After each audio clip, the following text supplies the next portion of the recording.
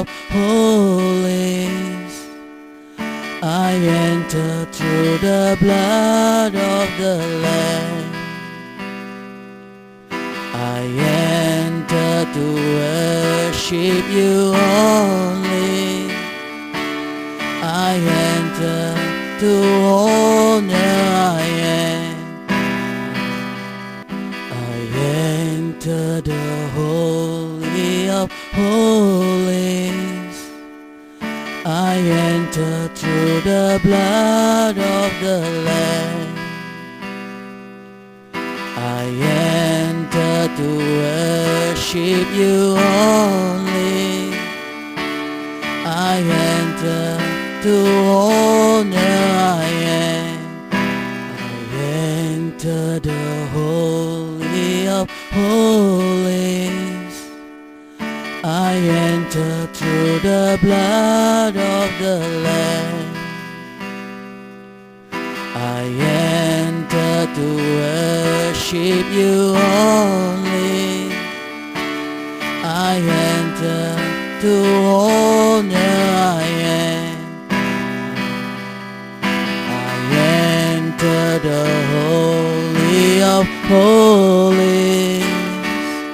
I enter through the blood of the Lamb.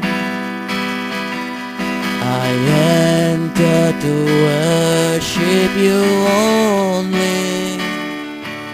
I enter to honor. Lord, I worship you.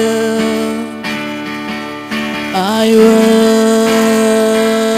worship you. Lord, I worship you. I worship you. For your name is holy, holy, Lord. For your name is holy, holy, Lord.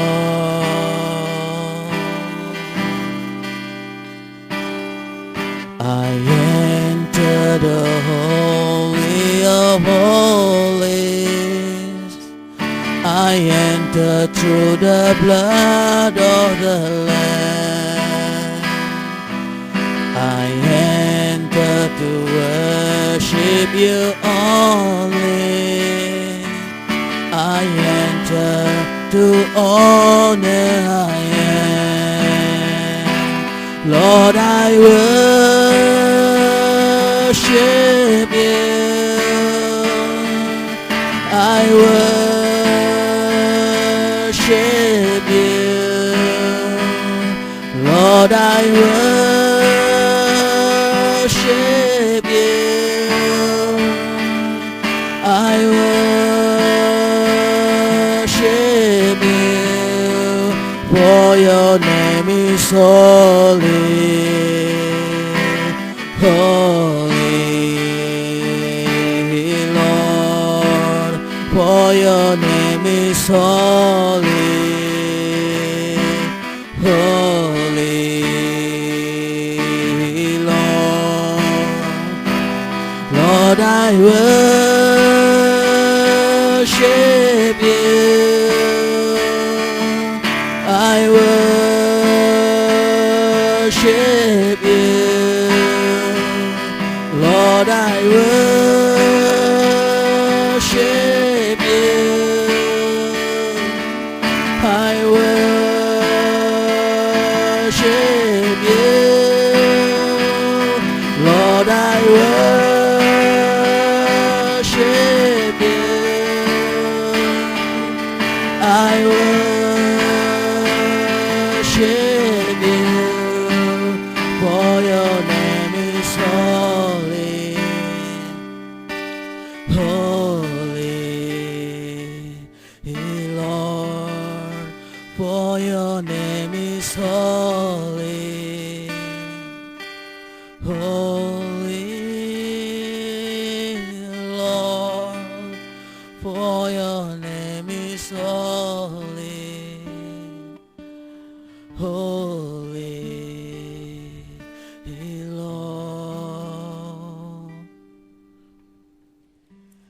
Good evening, sisters and brothers of More Assembly, and good evening to everyone who is worshiping with us online.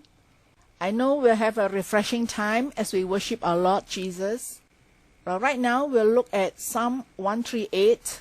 Please turn to your Bible and follow along as we unlock this treasure chest and find some wonderful truths to feed our souls. Let's turn to Psalm 138, verse 3. I find in verse 3 one of the most encouraging verses on prayer. If this verse cannot wake us up to pray, I don't know which other verse could. Let's read verse 3 together. When I called, you answered me. You strengthened me. The topic for this evening's message is when God answered. Let's see what happens when God answered our prayers. Verse 3 assures me that God is always there for me. I just need to call out to Him. I just need to cry out to Him. And so, I humble myself, just as David did. I humble myself and I call out to God to help. In verse 6, we read that David knew his God. For though the Lord is exalted, yet He regards the lowly, but the haughty He knows from afar. We know God regards the lowly. When we humble ourselves before God, God pays attention to us. But the proud, the prideful, the haughty ones, He knows from afar. For example, you don't need to see the rubbish truck coming your way. You know it's coming your way. Why?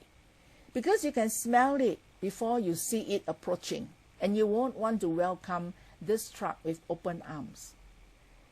So God can smell if a person is prideful. God can smell his pride, and God won't welcome such a person. Pride is offensive to the Lord because He is the only exalted one. We read in Exodus chapter 15 verse 1 how God dealt with pride. Moses and the Israelites, they sang this song. In verse 1, I will sing to the Lord, for He is highly exalted. Both horse and driver He has hurled into the sea. The Egyptians thought that they could take over the property of God. They could rule over the children of God. They were proud. See how God dealt with them. God threw them into the sea, both the driver and the horse. David reminds us that the Lord is seated on high, but He looks upon the lowly, but the proud He knows from afar. When God answered our prayers, He reveals Himself as truth and faithful. In the midst of trouble or difficulty, or you felt anxiety about the possibility of job loss, or you are concerned for the welfare of your spouse or your sick mother, etc., etc. We have many things that we can be worried over and get anxious over. But one thing we need to do is first to call on God, because when I call, He answers. God is faithful to His word. In Deuteronomy 31 verse 6, it tells us to be strong and courageous. Do not be afraid or terrified because of them. For the Lord your God goes with you. He will never leave you nor forsake you. This is a very reassuring verse when we face challenges, when our enemies are all around us. God says He will never leave you nor forsake you. God's name encompasses everything about God, all His attributes, all His power, all His grace. Yet, as great as God is, His word is lifted above all else as proof that it can be trusted. As David fought many battles in the name of the Almighty God, God never failed him. God showed Himself as strong and mighty, as the one God who is above all gods of the nations. You can call on him just as David did, won't you? Call on the Lord. Call on him and he will answer you. So when God answers our prayer, he reveals himself as truth and faithful. When God answered, he reveals himself as your God who can meet your present and future challenges. As God empowers and strengthens you, God shows that his arm is not too weak to save, nor is his ear too deaf to hear your call. When God answered your prayers, when God answered my prayers, he does it for a purpose, to embolden and to strengthen, to prepare us for a better future. Of late, how have you experienced the Lord's goodness? Could you recall how have you been strengthened by the Lord? Perhaps you feel weak and lifeless and have no energy. Why not call on the Lord? Because when you call, God answered, and he will strengthen you.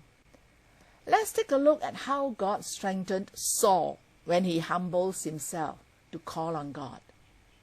In Acts chapter 9, Saul, while on the road to Damascus, he met the Lord. And suddenly a light from heaven shone around him, and he became blind. And for 3 days he was without sight, and neither ate nor drank. In verse 18 of Acts 9, Ananias prayed for him, and immediately something like scales fell from his eyes, and Saul regained his sight. Then he rose and was baptized, and taking food, he was strengthened. After spending several days with the disciples, Saul at once began to preach in the synagogues that Jesus is the Son of God. Verse 22 says, But Saul increased all the more in strength and confounded the Jews who lived in Damascus by proving that Jesus was the Christ. Food helped. Saul began to regain physical strength he lost without food and water. But he increased all the more in strength.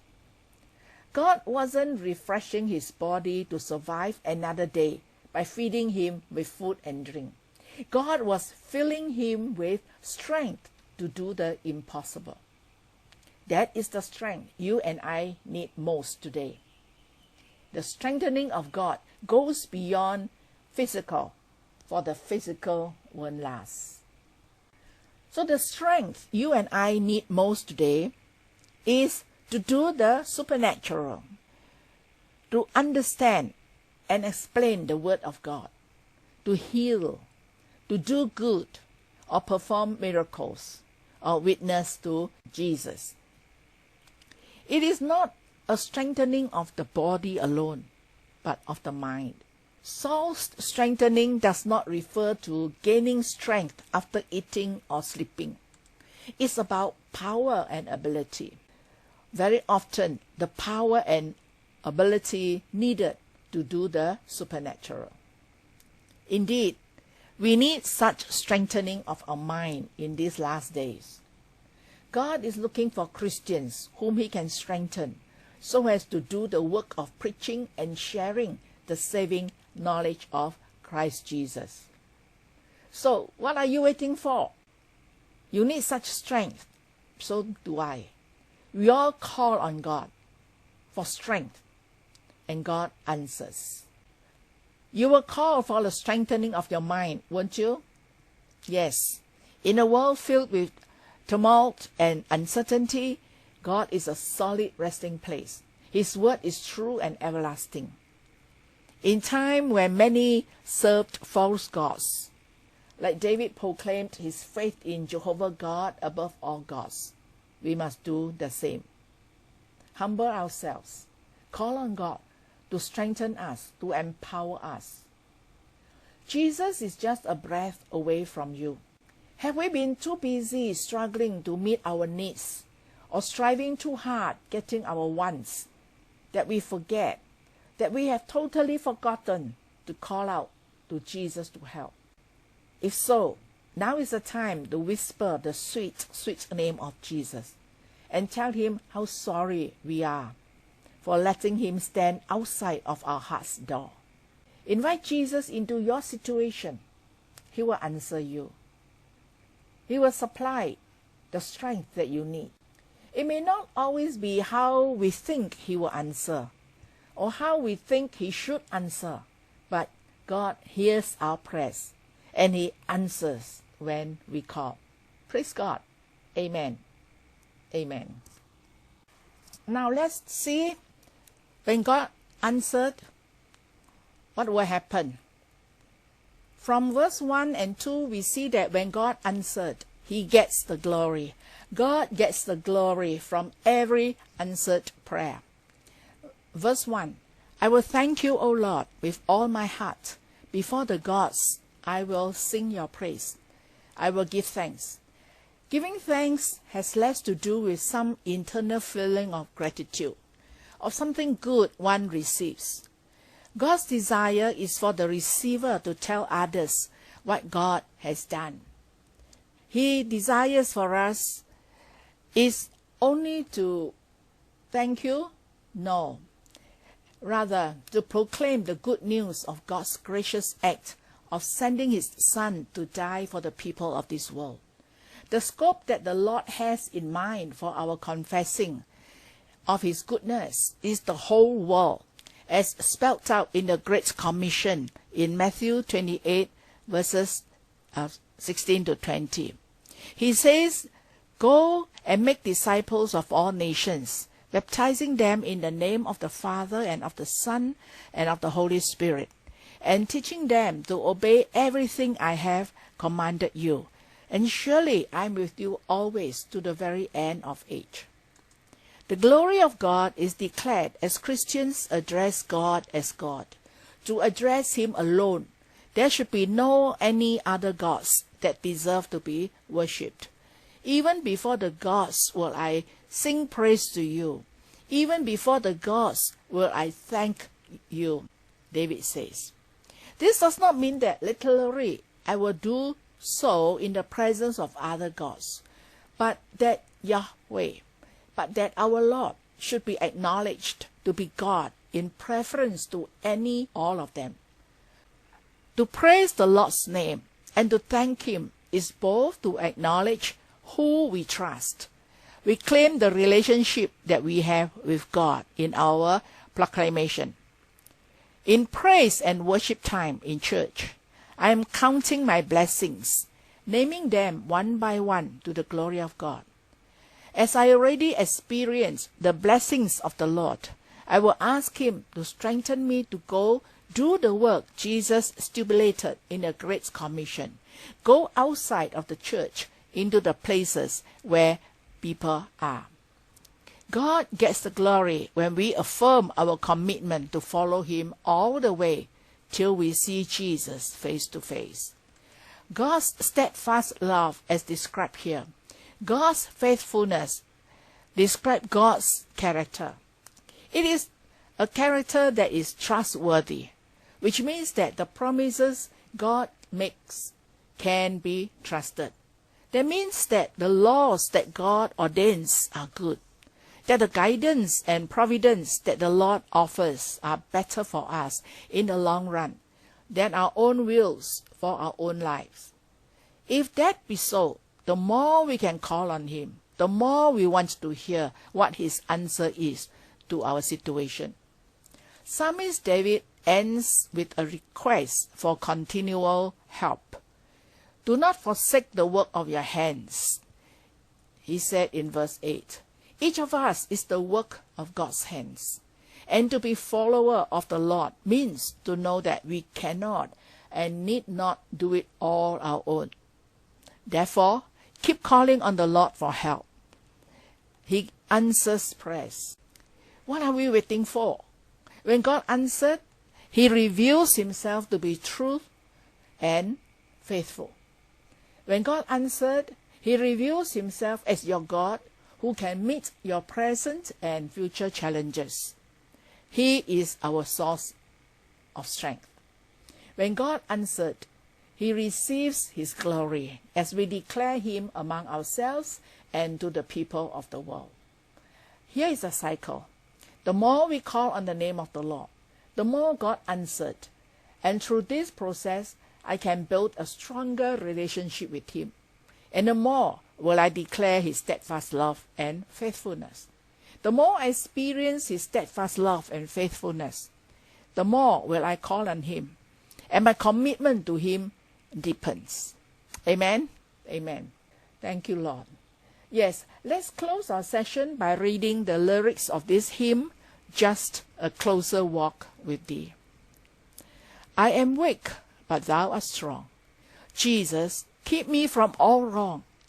I'll be satisfied as long as I walk. Let me walk close to Thee. Just a closer walk with Thee. Grant it, Jesus, is my plea. Daily walking close to Thee.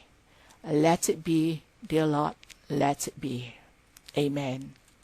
Our desire is a closer walk with the Lord. The more we call on Him, the more we will hear Him giving us answers to our situation, giving us strength to face today and tomorrow. So please continue to call on the name of the Lord. Yes, thank you, Lord. Thank you. Thank you, church. Thank you for those who have been with us this evening. We thank you for worshiping with more assembly. And we give praise and we give thanks. And as we declare God's goodness, we are glorifying the name of the Lord. Well, may you have a blessed weekend. God bless you. By His grace, we'll meet again. Bye-bye.